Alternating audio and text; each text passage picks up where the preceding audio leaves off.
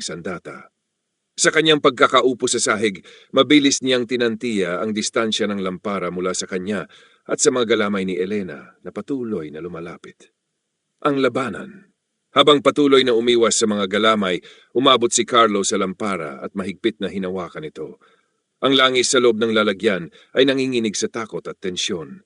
Alam niyang may panganib ang kanyang gagawin, ngunit wala siyang ibang pagpipilian.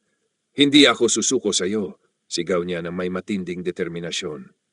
Sa isang mabilis na galaw, itinapon ni Carlo ang lampara sa gilid ng silid kung saan naroroon ang ilang ugat ni Elena na umaabot sa lupa.